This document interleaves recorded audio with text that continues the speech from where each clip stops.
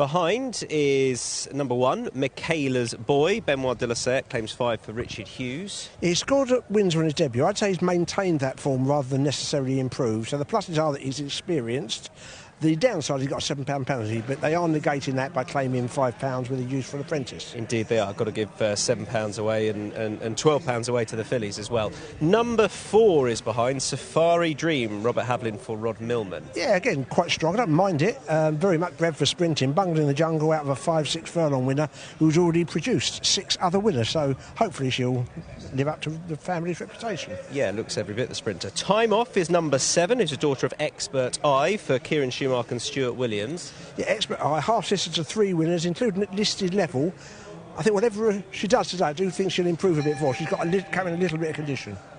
And another newcomer is behind. They're both behaving pretty well. That's number 5, Midday Martini, David O'Mara for Tom Markham. Who's bred to be a sprinter and looks a sprinter. I think she's a chunky sprinting type. Cody Bear, sister to several speedy winners. The way around, really, isn't it? Tom Markham for David O'Mara. There they are. We've done the lot ahead of the opening race, this novice over 5 furlongs.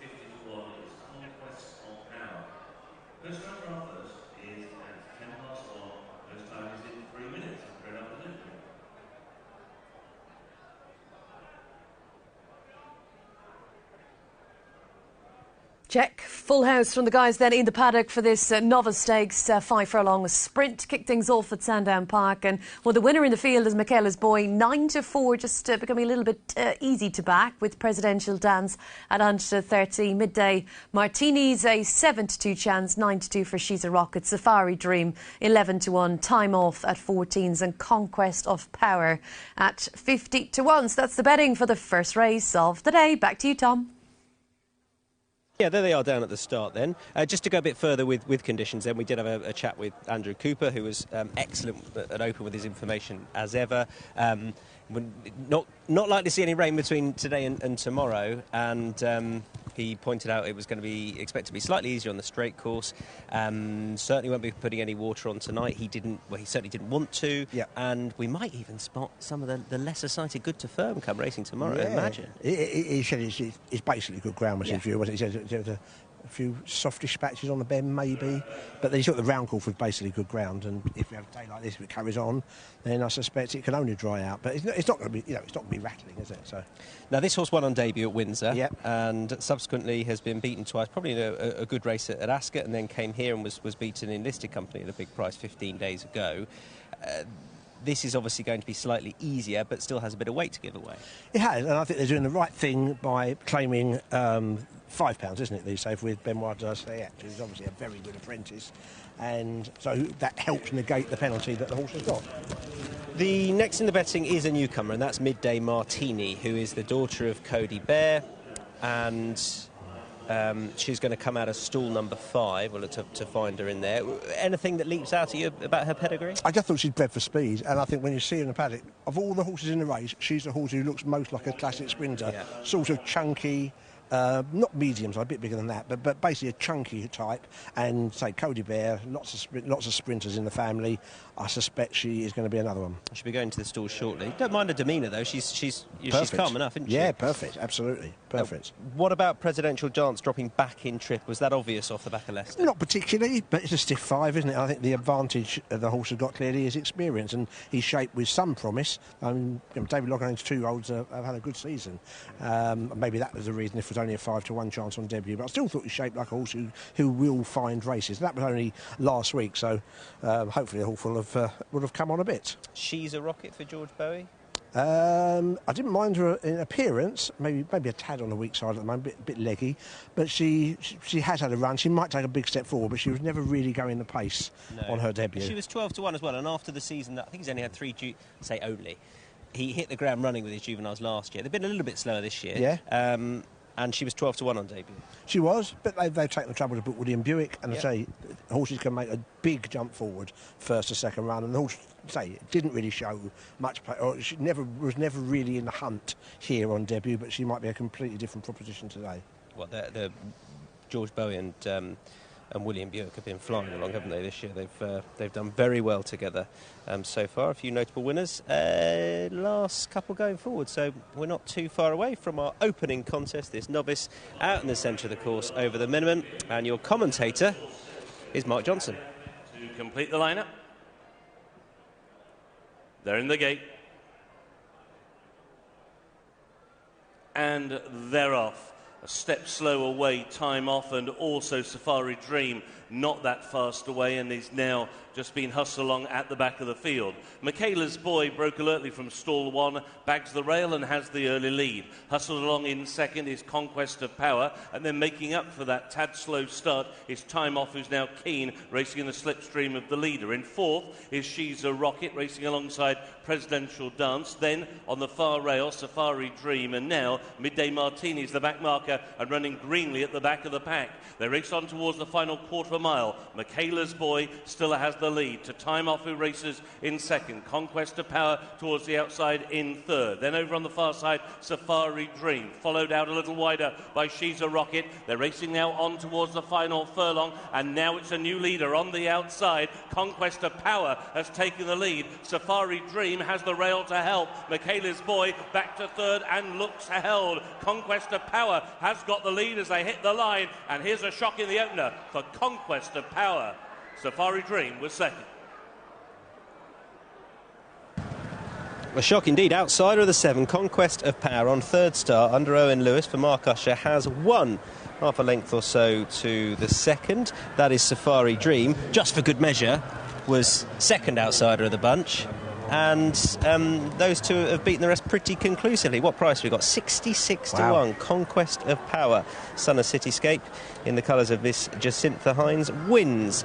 He came out of stall number 3, Steve. The first thing is we take it back from the gates to point out Michaela's Boy pretty well away out of stall number 1. Slowly away, number 7, Time Off, and pretty keen as well. And very slowly away was the eventual second.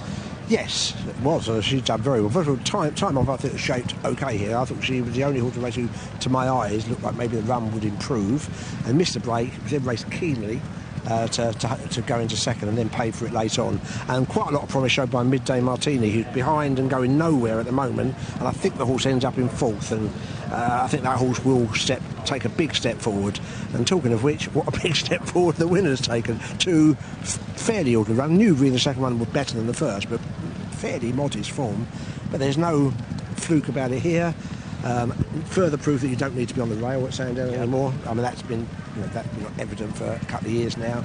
The horse was about 4 or 5 off it and has mastered the favourite, furlong and a half out, and ran all the way to the line. The second's run a great race, having missed the break, no question. And this is where the outsider, Conquest of Power, is well on top. We'll take it back to the stalls and look at it straight down the track. You'll see that Safari Dream goes out to his left. He's pretty slowly away. The other thing, Safari Dream, then when coming back over a little bit later on, I thought half swap places with Midday Martini. Either way, something happened and Midday Martini just looked a touch inconvenienced and then ran green off the back of it. Yeah, so even more reason to think that the mice... Sorry, it was Presidential Dart. OK, but I think Midday Martini, who was obviously green in the early stage, you can see that there, and she had run nicely in the final furlong and a half, and I think she will be winning races for sure. Yeah, there's an amazing amount of Safari Dream. He did so much wrong. Done very well to get second, and relatively close second as well. So that was a good run. Improved performed by She's a Rocket as well. That only just missed out on 4th. That stays on late. The horse in the white colours on the outside. My first reaction is I suspect this isn't strong form. But that doesn't mean that the winner hasn't taken a nice step forward. What did you make of Michaela's Boy under the penalty? I thought it's disappointing. I mean, I've got him down as not improving with his run, but probably maintaining a level of form. I suspect he's dipped there, wouldn't you? Yeah, I think so. That's a 4th start as well in since the 4th of April.